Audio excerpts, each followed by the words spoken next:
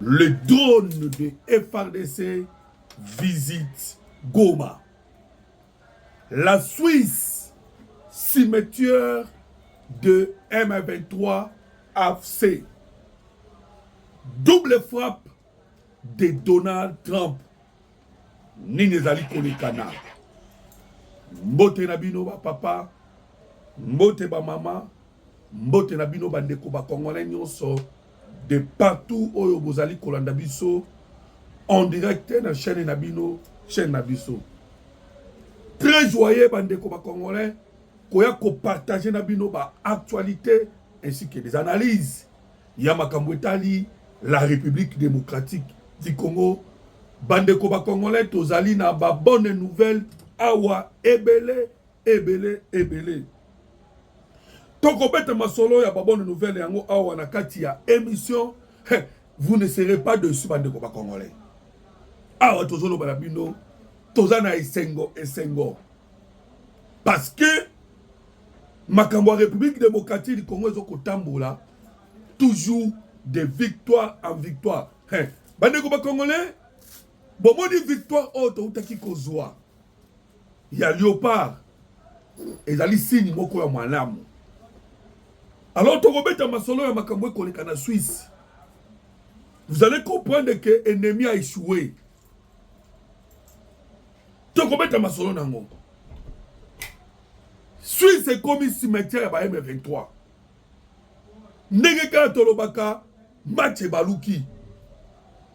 Awa na kati ya émission komona ke match et baluki na Suisse. On va vous lire les documents, le signature, ba signature non se signame lobby. Nous allons vous informer bandeko beaucoup comprendre nini ezali kolekana na Suisse en ce moment. Parce que lobby ne mokola suka. Oh pardon, lelo ne mokola suka. Voilà. Nyonso ezali ki mobilisé. Toko solo la yango. Toko beta li solo ya double frappe. Il y a Donald Trump. Ou les États-Unis d'Amérique. Amérique a d'autres cas sous Rwanda te. Kimia te. Tangu nyonso. Bandeko ba Congolais. Bazali ko beta kaka Rwanda. Awa tozolo ba. Double frappe. Il y a les États-Unis d'Amérique. Toko beta pe masolo nango. Awa tozolo banabino bandeko ba Congolais. Na niveau ya Conseil de sécurité Kota Kilobi. Masolo beta maki na niveau Conseil de sécurité. Vous allez entendre les décisions au ezwami na niveau ya Conseil de sécurité. Toko beta pe masolo nango. Toko beta lisolo ya ba IPPRD. Ah tozolo banabino dunia oya PPRD. Boyo kaka bango kochapa makelele awa.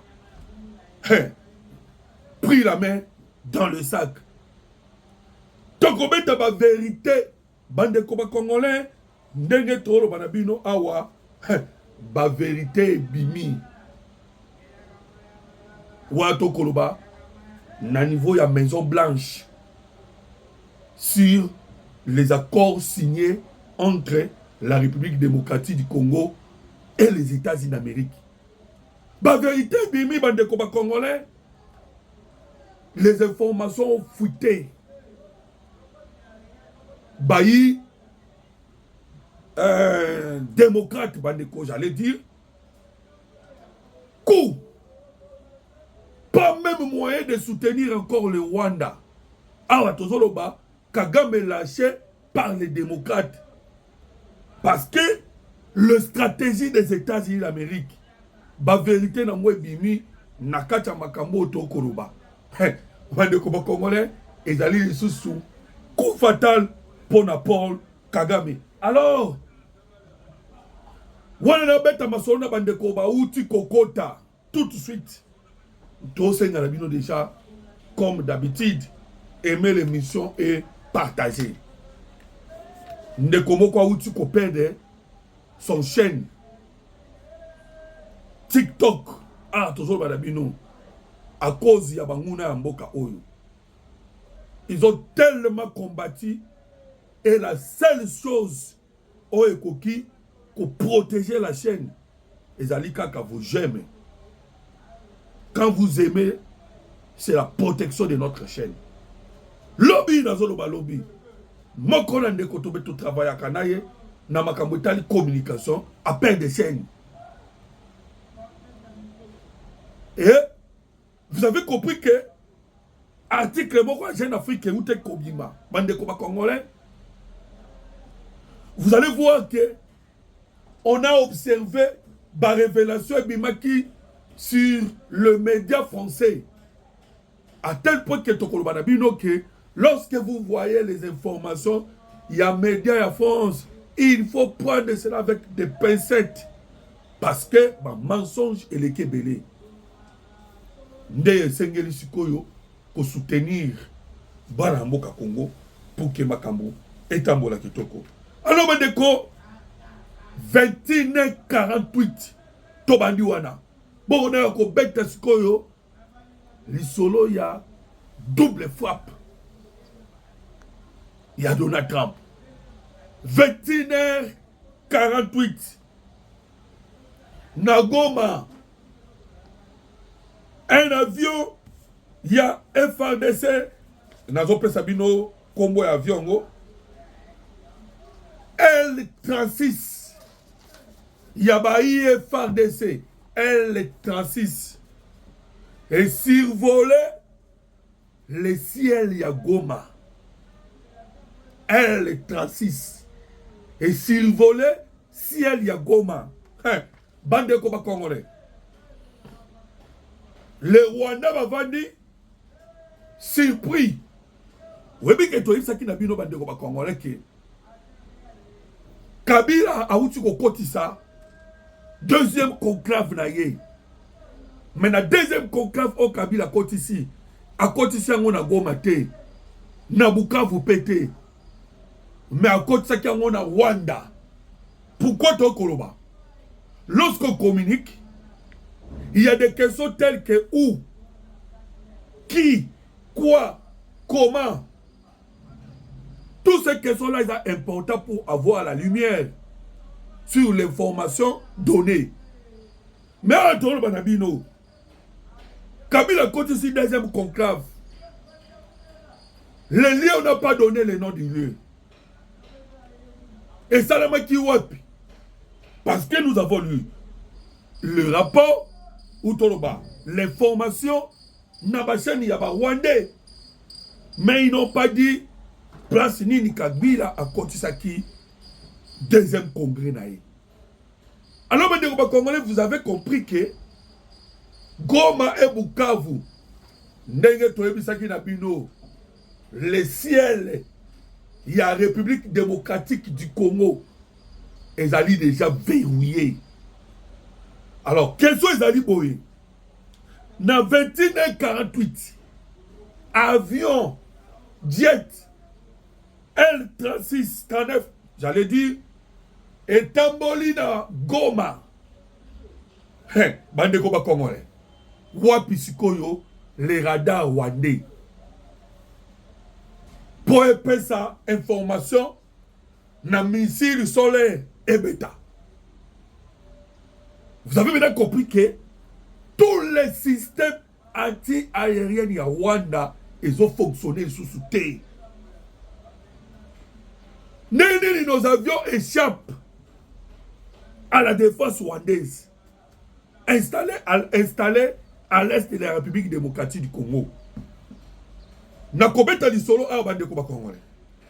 Vous allez être surpris comment on a na Genève, Baïem 23, bazo pleurnicher sur les cessez-le-feu. Nazali naba information, bandeko, kouta na réseau numérique rwandaise. Oyo kabango, ndenge baole la cessez-le-feu, ndenge baole la dialogue. Ba toyebi bango hein. Na orgueil basaka na bango. Il s'appelle Bami Bengaka les lions de Saramboué. Les lions de Saramboué. Ne Bami Bengaka. Mais vous allez constater que il n'utilise plus ce nom-là de lions de Sarangwe. O badayi komi benga. Yango tolobaka na bango. Bokomi ba chat. Bokomi ba niaou. Bande ko ba Congolais. Le M23 pleurniche sur les cessez-le-feu. Baleli bazolela. Parce que ils ont compris que le FARDC ça n'a pas limité na niveau ya Est en République démocratique du Congo. Le FARDC ça a limité. Bandeko Corneille Nanga akendaki na Masisi. J'ai dit dernièrement akendaka na Masisi, akomi na Masisi, ayebisi ba maman ya Masisi. Boyoka ba maman ya Masisi. On a déjà Awa, vous pouvez aller faire tout ce que vous voulez. Parce que les dons de FARDC qu'on commence sous sauter. Il était très sûr. Mais Awa toujours le babandeko. Bakima Est la République démocratique du Congo. Bako sabinote bandeko bakongolais. Au moins une fois pour tomber qui à Kalundu. Frappe et fragilisant Babako mouvement M23. Depuis frappe ya Kalundu, Kalundu c'est à Ouvira. Où t'as ton bête à frappe pour un an. Si les lois de Congolais, mouvement rebelle M23 et Zongaté. Et Zongaté bande Congolais. Vous savez pourquoi? La précision y a frappe.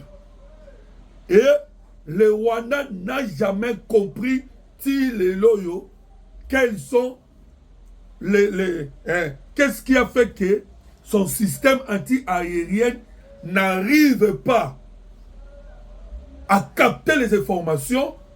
Il y a des drones oyo tozanango en possession sikoyo.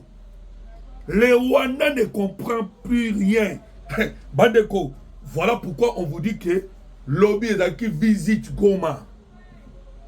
Matanga na Rwanda, Kagame troublé, Kagame leli, Kagame en difficulté et il ne comprend plus rien. Alors voilà pourquoi Tozoloba, Makele le Kotimba na moko entre les M23. Mnanga Ayemba na moko, vous savez bien, tout ce qui m'a que Joseph Kabila est là en train d'observer. Azok observer nini? Azok observer ndenge nini makambo ekende. Parce que Tobé Tekina Bino Masolo. On vous avait bien dit que Nanga est écarté. Ils veulent maintenant prendre Hippolyte Kanambe. Azwa Sovo na ye Congo wana. Parce que ils allaient série yako lamba l'histoire pour que l'histoire est dans la congolaise dans l'objectif de pousser la République démocratique du Congo na dialogue. Oeko mema la chute ya Tshisekedi oeko zongisa toujours la domination ya Rwanda pays occident. Voilà pourquoi il faut maintenant congoliser cette histoire là de la guerre, cette histoire là de M23. Et donc nous vous avions dit que rapprochement est comme Koya parce que bisi mwalobaki que na mikolo koya bokoyoka afse et la pembeni pourquoi et ça qui mouvement temporaire. Alors balambi déjà savoir le Congo wana. Pour moi qui appelle ça mon Congo na kati. Et savoir le Congo wana ba luka na mikolo koya yinde a incarné nyonso. Ba écarter les noms de AFC, les noms de M23 et comme à savoir le Congo ils ont maintenant officialisation.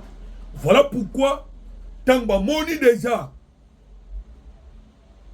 na 21h48 à Goma circuler notre drone, notre jet où est circulé qui m'a ke kopindo la Corneille Mbangu, Corneille Nanga, ce qui manga, ce qui nanga Mbangu pour y avoir la déclaration il y a au bas soit il fond ba ke kundula Mbangu yoka sikoyo bande koba congolais ndenge États-Unis d'Amérique azo continuer ko pète toujours Rwanda. Ah toujours le banabino bande koba congolais. États-Unis d'Amérique atindaki Massad Boulos aya kozala na kimona meso na makambo ekoleka na Suisse. Voilà pourquoi Massad Boulos akendaki komona Volktur Kozali au commissaire de l'ONU pour mettre pression. Alors, kuna na Suisse, oyo ba M23 ba prépara ki. Oyo yemoko Suisse a préparé qui. Aye kokutana na pression américaine. À tel point que tout ce qu'ils avaient préparé, et Balouki, si c'est Balouki 9, Baye américain Balobi, vous êtes la Suisse, la capitale, il y a mondial, il y a droit de l'homme. Ah ouais, il faut tomber Tamasolo, il y a droit de l'homme, il y a humanitaire, il y a paix. Et, ah, attention le banabino, ba décision est pour aller vérifier. Une commission a été mise en place. Et cette commission aura pour le travail va vérifier ma force commune na niveau ya Uvira. Bande ko ba congolais. Mais ba y des informations ya Rwanda. Bande ko ba congolais ba y a des informations pour dire ceci, je vais vous le lire. Oyo ka des informations na bango. Les États-Unis d'Amérique, Suisse, vous êtes la capitale mondiale de Makabouetali la paix. Donc, vous voyez que Croix-Rouge International et Botama paix en Suisse. Croix-Rouge International. Et Bango pe bazala kiwana. Lobby Croix-Rouge a mis pression. Naba IM23 pour la libération. Il y a ba FRDC Nabiso. Bazwa qui pression ya kosaganate. Mais il faut désinformer. Parce que il y avait la présence, il y a CIGRL, conférence internationale, il y a Grand Lac, il y a région de Grand Lac. C'est toute une structure, au Boyebi, au Salama, il y a des pays, surtout il y a Grand Lac, Bazalaki la Suisse. Il y avait Yeboko Suisse. Il y avait les États-Unis d'Amérique. Tu as vu que l'Amérique a participé à Makambo et la Suisse. MONUSCO Azalaki. Alors, l'objectif faisait qu'il y ait kuna. Débat et salamaki lobby lobby fixé sur l'humanitaire. C'est-à-dire la souffrance du peuple congolais, les difficultés du peuple congolais, et surtout les massacres commis au niveau de la SARDC pour aller maintenant quitter sur le terrain, pour identifier les massacres wana moko.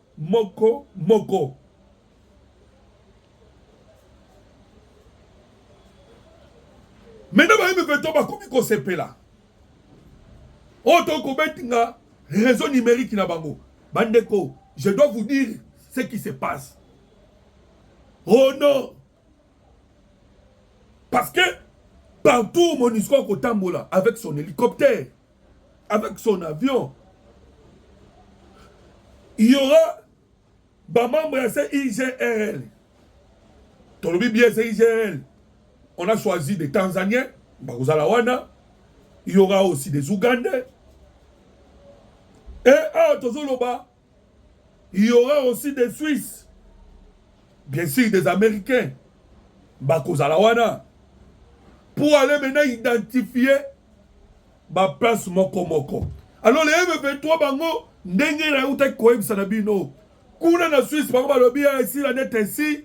Comment est-ce que vous allez maintenant aller sur terrain na bakwenyonso?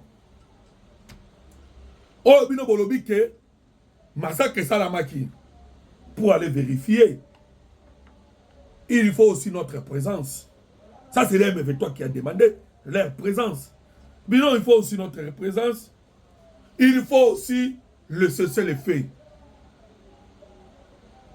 Il faut aussi le cessez-le-feu. Ça, c'est maintenant demande à M23. Mais bande ko ba congolais. Je vous le dis que l'homme na betra ki bino li solo. So comment ni Suisse à koti makambo oyo. Ezali pambate.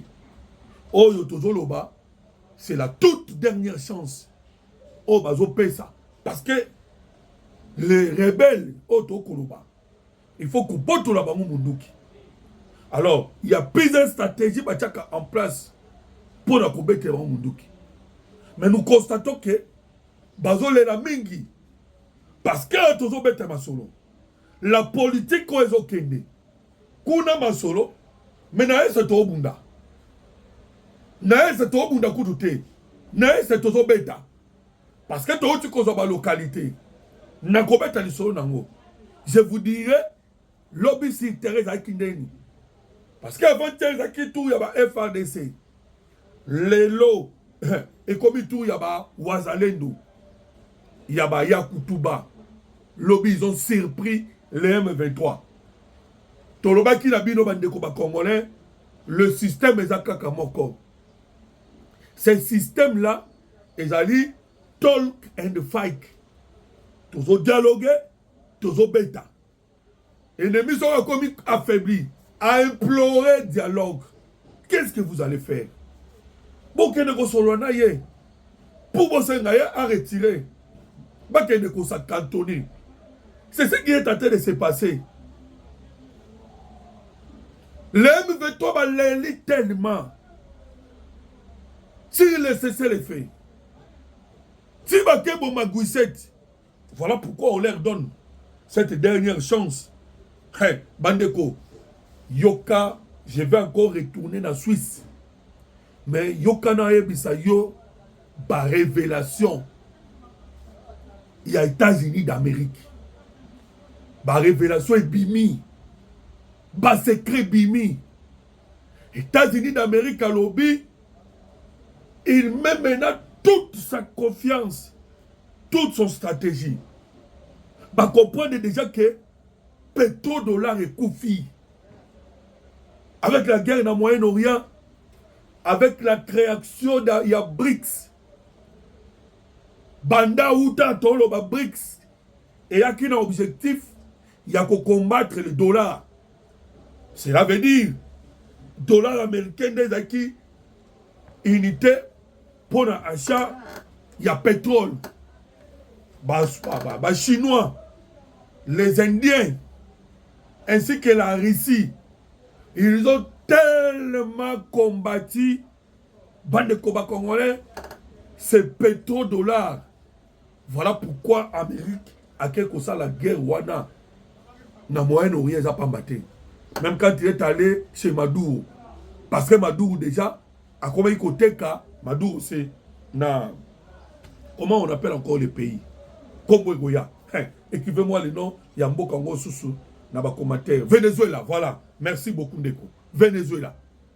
Donc, Venezuela déjà comment il collaborer direct avec Suisse, Bazote Canada et pardon, avec Russie ainsi qu'avec la Chine.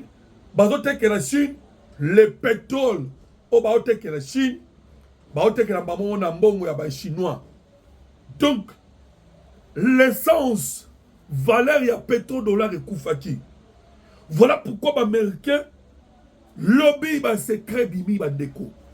Les États-Unis d'Amérique a lobby que mayele na ye nyonso, makanisi na ye nyonso et comme sikoyo na mino dollar. L'objectif de la stratégie des États-Unis d'Amérique est d'assurer, de protéger le chaîne d'approvisionnement que cela soit sûr et fiable. Sûr et fiable. Donc, l'Américain va lobby que le premier pays oyo, bango ba yé ko vandisa, cette politique, c'est la République démocratique du Congo. Aza lokola, mboka ya liboso, oyo bango va faire asseoir la politique, oyo ba yé nango sika, ya $1 000. Et bango ba lobi que l'accord RDC, États-Unis d'Amérique, est une étape décisive vers notre objectif. Donc, la stratégie va être en place pour que va atteindre l'objectif. Il y a $1 dollars. Et la RDC, a besoin en Afrique, il y a une stratégie. Voilà pourquoi balobi que le chaîne d'approvisionnement et les à la sûre et à la peu fiable. Bande koba congolais. Tant ba koruba que les chaînes d'approvisionnement et les à la sûre et à la peu fiable. Comprenez déjà bien que cela veut dire quoi? Plus que soyaba guerre na sa République démocratique du Congo. On m'a dit projet Oyoba Kosal américain.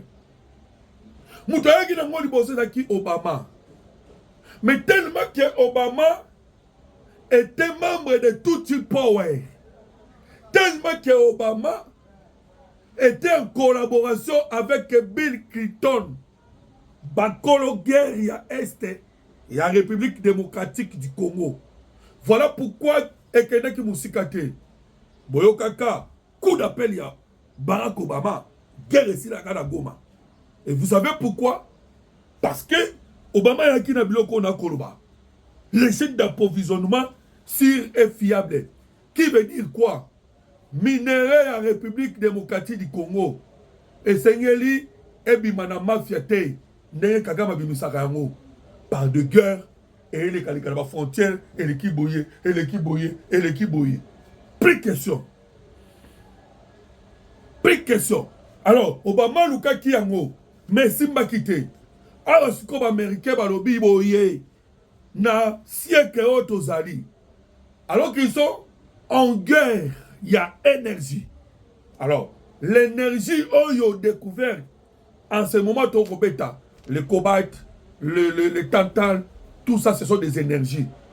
Et ça dit quand on a une fonction presque avec le pétrole. Parce que le pétrole pèse l'énergie. Alors, tellement pétrole est comme trop compliqué. Les nations sont devenues puissantes et fortes. Bandeko, va changer sikoyo, leur stratégie. Va changer les moyens na bango. Ne balobi sikoyo, il faut bâtir moyen na bango na accord. $1 dollars et remplacer pétrodollar. Voilà pourquoi Boyokaka Marco Rubio, Alobaka Boye, nous suivons de très peu, de très près, avec toute attention. Nous sommes en République démocratique du Congo.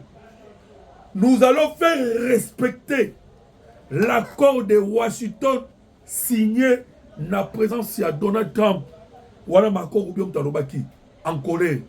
Pourquoi? Parce que selon la logique, il y a Donald Trump, la RDC, et Zoya Loko là.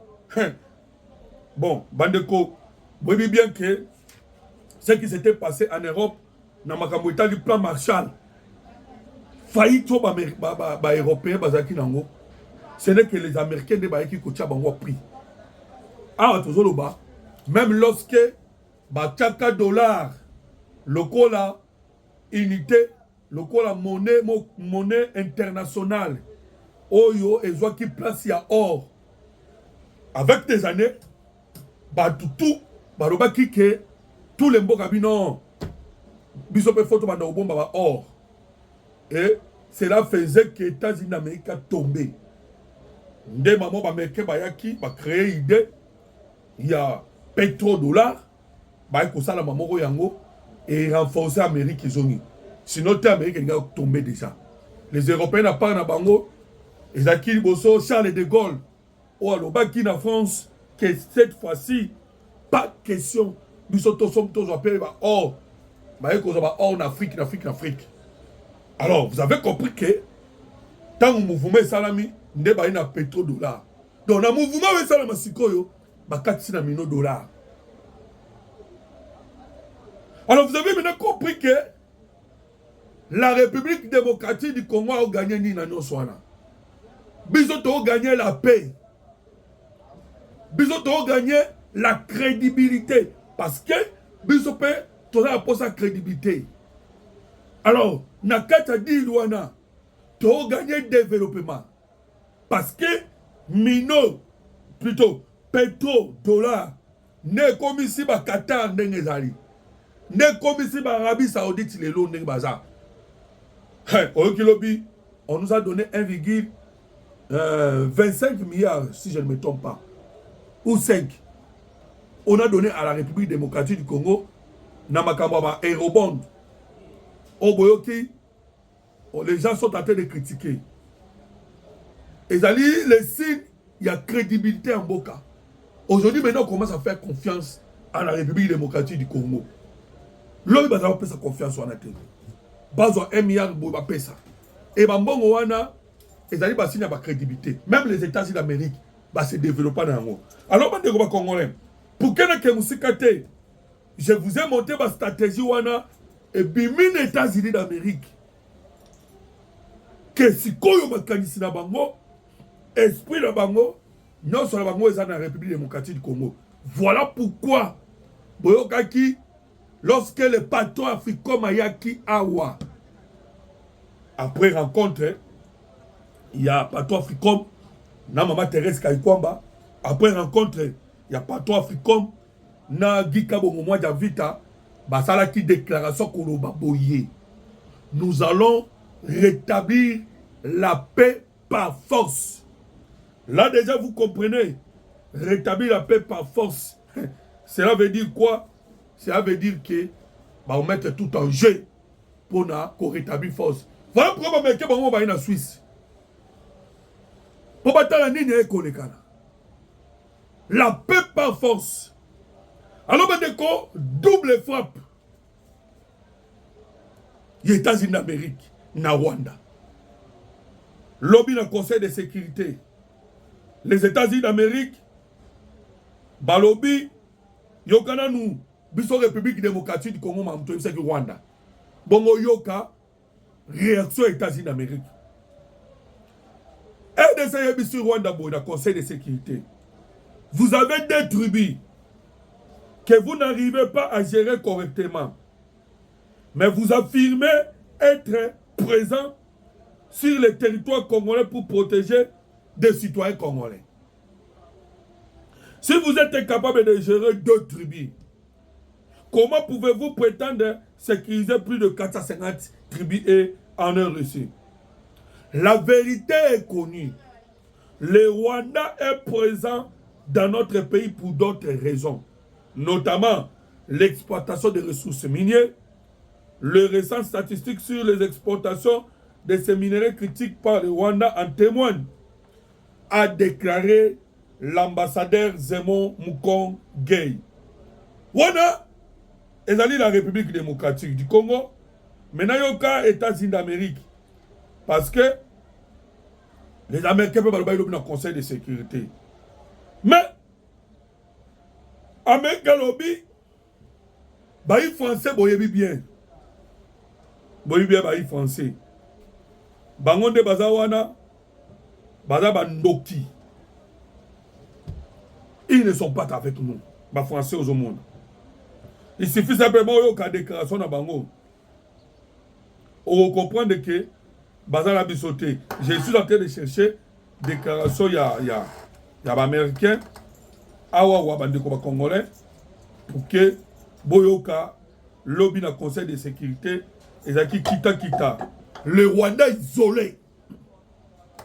Isolé complètement. Yoka réaction de Congolais. Bon, on a bête à l'isolo, il y a double frappe. Il y a des Américains. Les Américains vont bête à Paul Kagame. N'a pas moyen tout. Qu'est-ce qui fait que Bino Bozakaka Amérique? Pourquoi pas Bisomoro Tobundite? Ah, Bisomoro Tobunda. Parce que vous n'êtes pas informés. La France a installé les systèmes anti-aériens na Rwanda. France, toi, tu as l'information. na Rwanda. Tant que le président Tshisekedi a bien la moindre escamouche, bandeko, la moindre escamouche, oh, le président Tshisekedi a qui va jeter. On avait quand simplement la possibilité de bêtir Kagame guerre pessimiste Bamoko. Tant que vous faites ça, yoki, ayembangu, atie d'homme de fer. D'homme de fer, na Rwanda, na aéroport ya Kigali, batia d'homme de fer. Ayoki déjà, et bandeko, c'est jeune Afrique. Oh, bakenda qui croit que le président Tshisekedi, babimi si ba révélation, que oh non, Tshisekedi a eu son 12 drones CH4. Renseignement français. Bazu ba l'élément, ba que pèse en Jeune Afrique. Jeune Afrique a su, abimi si ba secret. Kagame mamoko firier. Tshisekedi a lobby à la moindre escamouche, na beta. Ba français n'a pas eu aucune formation, mbangu, ba keta d'homme de fer, na aéroport de Kigali.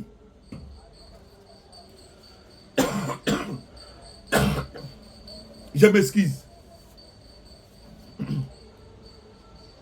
Voilà pourquoi guerre oyoka comme américain. Même ba Mali, Naba, Burkina Faso, ils ont le soutien de la Russie. Ils ont le soutien de la Russie. Comme américain. Voilà pourquoi Tolobi, ba américain, bazo beta tangu nyonso. Bazo tikate. Bazo beta tangu nyonso. Bazo tikate pambate.